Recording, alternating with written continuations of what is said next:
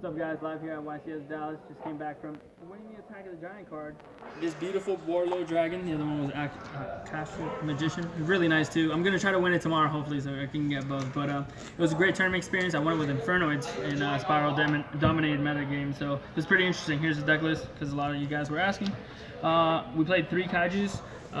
This should have been the other one, I think, the Raiden, so it could be level 7, but yeah, these are, if I ever summon these on my side, I have some room to play the Infernoid, so these are very good against the Spirals, so that we can tribute the Sleeper, so we can actually play on our turn. Also good against Masterpiece and ABCs and blah blah blah. So then we also played 3 Ash Blossom. I think it's a staple for this format. You really need to play this card to interact on your opponent's turn. I wasn't playing this at the start because I wanted to have a most fluid working 60 card deck as I possibly can without hand traps, but it was inevitable. You need to play hand traps and be able to interact on your opponent's turn. God card. Thank you, Lars. God card, you have to play it in every deck. This was actually the God card and MVP for me this whole tournament. Let's slide that over there. Orbital Hylandra. That card is extremely good. If you have 5 different it's 5 different monster type, 5 different monster names, sorry, in your graveyard. You can special summon it for free, 3,000 attack. You can special summon multiple on the same turn if you need to. It's a beater. It's a Dryden pretty much. You can, on both players' turns, you can mill 3 and then destroy a card on the field. So one of the best cards in this deck. You can manipulate your graveyard with this card right here and with the Infernoid. So you never have duplicates whatsoever, and it's always easy to resolve that card. Fairy Tale Snow, no introduction or explanation needed. This card is everything that a 60 card wants to be. Then we played a small Lightsworn lineup. It was triple Raiden because you can make Synchro plays and Minerva plays. Wolf, so you can make Minerva plays and Bujinse Amaterasu. And the Lumina, so that you can get back Raiden, Synchro summon, or, you know, at the end phase, mill 5 if you have a really bad hand. But this was like a little tech choice and it ended up working out really well. Then for the Infernoid lineup, we had a level 8, 2 level 7s, 1 level 6, 3 level 1s, 2 level 3s, 3 level 4s, and 2 of the big dudes. Now, this lineup was fine. These guys, I think, are one of the best small guys. That's why I play multiples of them. The Sujet is needed so that you can double Decatron. Sujet, Harmadic, I probably would up to 3 if I had space. I didn't have that much space though. Patrouille at 3 because the level 4 you can make the Minerva and stuff like that. And then 2 and 2 of the boss monsters. These guys are fantastic. Part of the reason why you can beat Spiral so easily and why you can beat the Pendulum deck so easy. This destroys the Pendulum deck. And this destroys Spirals too because they can't sleeper you with this auto on board, and it's also bigger than sleeper. Also, even if they last resort to sleeper, you can still banish it because it does not target under Spiral resorts, or the resort doesn't protect them. And also, you can negate the sleeper, you know, to pop off the field. And then Nuke's really good because it's the biggest, the 3K is pretty much a cap on attack power, so I can run over Masterpiece if they don't have that. You know, extremely relevant. It happened to me today. Being able to run over it after you have to storm their diagram. I played 4 copies of Grass. I mean, the OCG has 3 of these, which is why this deck has seen so much success over there, but I feel like the deck still has a pretty high power level. And I didn't see these too many. I never drew this card and actually hard summoned it. I actually had to draw the left arm offering every single time, and I didn't draw this too many times, and it got ashed like twice. I lost once, and then I didn't lose the second time, but it's pretty devastating. But there's so many bombs in this deck that you need to ash that, you know, most of the time it's not, like, the risk versus reward on this card, the reward, you know, greatly outweighs the risk. Also, you could also summon Decatron first, send Deviati to stop the ash, then you play the left arm, and then your opponent, if your opponent ashes, you can tribute the Decatron to stop the ash. So there are ways around it. When you have so many cards to ash, just like, you know, Pot of Desires, this is a very easy card to ash for any player, and most of them won't be disciplined enough to stop this because they know that there's a follow-up with ash or in the future. But if you don't ash this, then they can get further into another game state where they draw more threats, and then the grass isn't even there as a threat, but yeah, they can still play through it. So it's really a double-edged sword. You have Twin Twister to get bricks out of your hand and play through back rows, and against Spirals you hit the double resort. Fantastic cards in 1-for-1 and Fool's Burial. 1 for 1 against the Decatron, and Foolish Burial is pretty much a proxy tutor for any card in your deck. Most of the time, Snow. Interrupted Kaiju Slumber because you are playing Kaijus, and we're playing 3 Kaijus to 1 here so that we don't mill them all. And if you mill this, then it's pretty much a Kaiju out to Sleeper. Sleeper is a very big problem, so having an out to it like this, and being able to banish it and get a Kaiju, and against Masterpiece, same thing, is definitely useful in this deck. Then the Lightsworn lineup for the spells is triple charge because it's an amazing card, and charge with Light Brigade. We were playing 3 of these and 3 wolves, but cut it down to 2 wolves and 2 of these. I didn't miss it. I only resolved this once. I don't even know if this card's extremely needed, but yeah. Then we played some Void, Spell, and Trap cards. These are all pretty good, and they all have their own uses in the deck.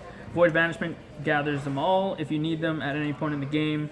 This card is extremely good because it just summons Infernoids from your deck, which is great. I was thinking about trimming this down to 2. There was a game that I opened 2 of them, and I couldn't really do anything with it, so I probably want to avoid that.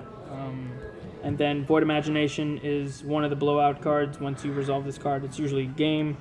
Void Seer is actually very important against Masterpiece, so that Anunku, when you go to run over the Masterpiece, once you get rid of the diagram to take away the attack boost, then you can save your Anunku from being popped with Masterpiece's effect off the Seer.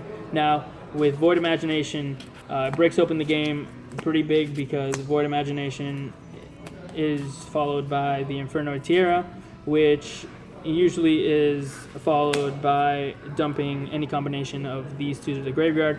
These, every time that they're sent to the graveyard, you destroy a card on the field. So you can send 3, pop 3, or you can send 2 and this, and then pop 2, and then put back a card from their graveyard. Now this is relevant because this destroys the Spiral Resort and other cards that you need to get rid of in order to work through their field. And this is very good because you can keep them off Sleeper. If they haven't Sleeper to you, a lot of Spiral players won't Sleeper you first, and they'll save this Sleeper for later. So you can send 2 of these and get rid of 2 of their targets. So they need to actually keep 5 targets engraved to actually just completely be off of Sleeper. So fantastic card. And you could also make Omega, so really good. I don't know. I've never really sent 3 of these with Tiara. I don't know. I might cut it down, but that's pretty much that. And then for the links, we played these 3. This is a link 2, I think the only link 2, I could be mistaken, I'm not very familiar with links, but this is very good to clear up your board and get rid of your Infernoids, so you can get rid of the level restriction and be able to summon more Infernoids. Like I would summon Infernoids, attack, and then like get rid of my Infernoids, and then end with like a Deviati or a Nunku after clearing my board and a Proxy Dragon in order to not let my opponent play. And then Decode Talkers is like the beater, pretty much the beater link if you need if you have that many. And Firewall I never really used. This was a last minute addition. I didn't know what else to add, and I still don't really know what it does, so that could probably be something else. Double Minerva, you need this. That's part of the reason why we play Lightsworn, is because this card gives you so much value off of Lightsworns when you mill them and all that stuff. And the extra 3 cards, even if you don't mill Lightsworns to get the added effect, you're still feeding your Snow and your Infernoids, which is what the deck is all about. And to round out the Exceeds is number 41 and Bujin Amaterasu. The last build I played was playing Giant Rex and Supreme King, and it was a lot easier to summon this, but this is still possible by summoning Raven, Mulling Wolf, and summoning a Snow. So still very good, especially with hand traps. When you play hand traps with this card, you're able to banish the hand traps and add them back on your opponent's turn, and then on your turn you special summon cards like Decatron or Raiden or whatever you need. You could also add back Orbital Highlandra for the next turn. And then this was a last minute addition too. I was thinking maybe like I summon this first and then summon like an Infernoid and then like shut them off from effects, and then shut them off from like spell traps with a Nunku or something like that. I don't even know if that's exactly how it works. I haven't read it too much, but that never came up. But that was the theory behind it. You have a lot of space in this extra deck, which is why I did that. And then you have, to round it out, the only synchro, well, the other 2 synchros in addition to Omega. Michael and Black Rose, you make level 7s by Harmodic and Raiden, or Lumina and Raiden, which are pretty simple, especially when you can find it with Charge of the Light Brigade. This card is extremely good because it banishes threats, so it gets around a lot of the Spiral cards, except for Spiral Resort, which there's a way to deal with that. Like I said, you summon, you usually summon something to pop the back row, or you summon a Petrulia to pop the resort, and then you banish a card or whatever, and then you can mill for 3, so that gives you added bonus. And then you got the Black Rose Dragon, which blows up your opponent's board, and I really ruined some people, Pendulum players' days with this card. So very very good card, and I even heard some other people playing in like spirals in the extra decks, since they have such easy access to 7s. Now finally for the side deck, we played double Helix with triple Winter Cherries. Winter Cherries extremely good to get Helix out of the deck, so that spirals can have a harder time playing. They can still play the game, but it makes it a lot harder for them to actually win when you set them back like this. Then we played more Kaijus so that we can draw them going second, and then we played triple Ghost Ogre to go second along with the Cherries to have more hand traps to draw them, because in 60 cards the chances of you seeing these hand traps are significantly lower. Then we played one Dark Hole, one Raigeki, and one Twin Twister. There's a third Twin Twister, and these are very good going second. Also, when you're top decking and you go Left Arm Offering, and you don't need to grass or anything like that, you could actually get like a Raigeki or a Dark Hole and pretty much save yourself and then play with the graveyard if you have the graveyard. And then the only 3 traps was sided were the Imperial Order, because it shuts off other 60 card decks, and I think it's good against Spiral, I'm pretty sure, because one of the Spiral players actually decided this against me, and it destroyed him and not really me. I was able to play through it because I had a lot of monsters and stuff. And then Skill Drain is really good because like after you Decatron or whatever, or if you're not playing the whole game where you're not letting your opponent play, you floodgate them, and then you can just all your guys are beast sticks. They're all very big, and Unku's 3,000, like I said, Deviati 29, and Atundel 28 for one of the mid guys. And Typhoon, this was the last second edition, is just very good against anti-spell fragrance and being able to interact on your opponent's turn if they like spiral you or like field spells. Field spells are everywhere, so I feel like this was a really good call, and it gets around, like I said, Imperial Order, and it gets around things like that. Anti-spell fragrance too. It's an out to it. Instead of having to set Twin Twister, I guess they go set something anti-spell fragrance, you Typhoon. But that's pretty much it. This was a fantastic deck. This is the second time that I played Infernoid to win a giant card. 32 people was, I had very good opponents. I played against 2 Spirals and beat them both. And I played against an ABC True Draco deck. I played against a mirror match. They were playing Infernoid also. They were playing it with like Lightsworn too. And yeah, my opponents were very well, and just goes to show in a spiral dominated meta, you can still play something else. As long as your deck is fitted for it. Definitely advise the Helix and the Cherries to cripple them. But there is other viable decks in the format, and this was a fun event, and hopefully take home the Ashak Magician tomorrow. And thank you guys for watching again. And these are actually my entry packs that I didn't open, because every time I open that entry packs, I feel like if I pull good, I'll probably like lose the whole thing. And so I was going to open these if I lost, and I didn't lose. So I'm actually going to raffle these off to whoever comments and likes this video. So make sure you comment and like below.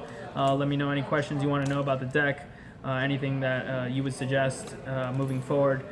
This is one of my favorite decks, and I've stuck with it, despite all these power creep meta. With Zodiacs, I was able to incorporate Zodiacs. Now with Spiral, you have like hard counters to it. So it's always interesting to adapt and play with tier 2 decks, and instead of just adapting to the best deck. So it's really interesting, and I want you guys to definitely comment and like the video so I can raffle these off. And thank you guys again for watching. And if I met you at YCS Dallas, it was great meeting you. And I'll see you at the next YCS. Peace.